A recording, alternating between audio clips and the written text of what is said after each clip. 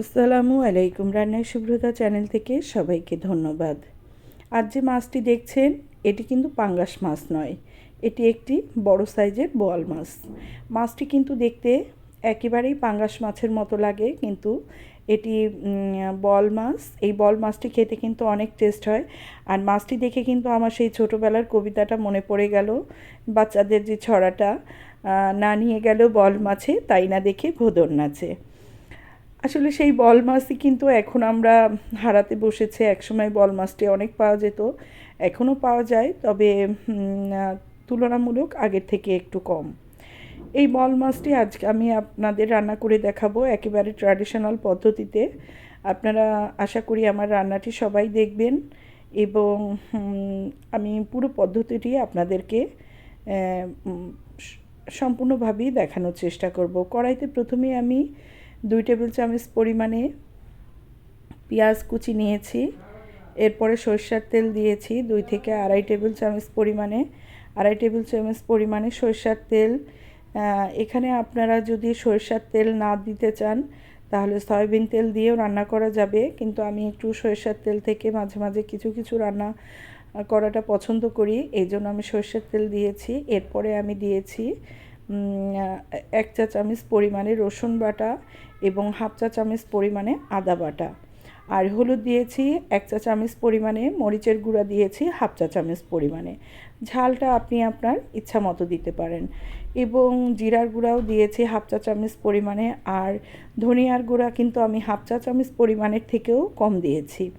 আসলে আমি কিন্তু মশলা খুব বেশি খাই না, অতিরিক্ত যতটুকু প্রয়োজন ঠিক ততটুকুই দিই, বা অতিরিক্ত মশলা হলে কিন্তু অনেক সময় যে কোনো খাবারের টেস্টটা নষ্ট হয়ে যায়। এরপরে আমি হাফ চা চামচ পরিমাণে লবণ দিয়েছি, দিয়ে ভালোভাবে কষিয়ে নিয়ে একটু পানি দিয়ে কিন্তু আবার একটা কষিয়ে নিয়েছি। কষিয়ে নেওয়ার পরে আমি এর মধ্যে ভালোভাবে কষাবো যাতে মশলাটা ভালোভাবে ভাজা ভাজা হয়ে যায়। আমি আগেও বলেছি মশলা যত কষাবেন তত কিন্তু যে কোনো তরকারির টেস্টটা অনেক ভালো হয়। আমি এখানে 3টি মাছ, একটি লেজ ও একটি মাথা নিয়েছি। এই পরিমাণ মাছের জন্য এখানে আপনার এতটুকু মশলাই এনাফ। আপনি চাইলে বাড়িয়ে দিতে পারেন, কিন্তু এই মশলাটাই কিন্তু পারফেক্ট মেজারমেন্ট। এরপরে আমি একটু পানি দিয়ে মাছগুলো দিয়ে দিয়েছি, যেহেতু মাছটি কিছুক্ষণ রেখে কষাবো। ঝোল একটু না থাকলে কিন্তু মাছগুলো ধরে যেতে পারে, এই জন্য আমি কিছু পানি দিয়ে মাছগুলো দিয়ে এক পাশটা ভালোভাবে যখন হয়ে গিয়েছে তখন আমি অন্য পাশটা উল্টে দিয়ে ঢেকে দিয়েছি। ঢাকা দিয়ে আমি প্রায় 4 থেকে 5 মিনিটের মতো রেখেছি। রেখে যখন মশলাটা ভালোভাবে মাছের মধ্যে ঢুকে গিয়েছে তখন আমি আরও কিছুক্ষণ রেখে আমি এতে পরিমাণ মতো 2 থেকে 3 কাপ পরিমাণে পানি দিয়ে দিয়েছি। আর আমি এখানে দিয়েছি 4 থেকে 5টি কাঁচা ঝাল।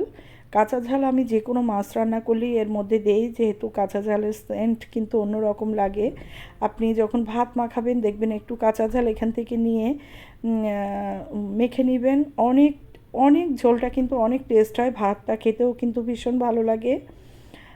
এরপরে আমি যখন মাছটি পুরোপুরি কষানো হয়ে যাবে, আমি আগেই বলেছি যে এর মধ্যে আমি 2 থেকে আড়াই কাপ পরিমাণে পানি দিয়ে দেব। এই পানিটা একটু বেশি দিবেন, যেহেতু বল মাছ, পাঙ্গাস মাছ, এই মাছগুলোতে অল্প জালে রান্না না করে একটু বেশি পানি দিয়ে রান্না করবেন, তাতে কিন্তু মাছের গন্ধটা দূর হয় এবং মাছের টেস্টটাও কিন্তু পারফেক্ট চলে আসে। দেখুন আমার রান্নাটি কিন্তু প্রায় হয়ে এসেছে। এরপরে আমি একটি সার্ভিং ডিশে ঢেলে নিয়েছি। দেখুন মাছ রান্নাটি কিন্তু অসাধারণ হয়েছে। আপনারা বাড়িতে এভাবে ট্রাই করে খেয়ে দেখবেন, বল মাছ কিন্তু অনেক টেস্ট লাগে। আমি সাদা ভাতের সাথে খেয়ে দেখাচ্ছি। আসলে আমি দেখাতেই পারবো, খাবারটা কিন্তু আমিই টেস্ট করতে পারছি, আপনাদের আমি শুধু টেস্টটা বলতে পারছি কিন্তু খাওয়াতে পারছি না। আশা করি বাড়িতে আপনারা এভাবেই রান্না করবেন, তাহলে দেখবেন আমার মতো পারফেক্ট টেস্টই আপনারা পাবেন। আর আমার চ্যানেলটি আপনারা সাবস্ক্রাইব করবেন, লাইক কমেন্ট শেয়ার করবেন, অবশ্যই কমেন্ট করে জানাবেন কেমন হলো। আশা করি সবাই ভালো থাকবেন। আচ্ছা আমি তাহলে খাই, আপনারা দেখুন। আল্লাহ হাফেজ।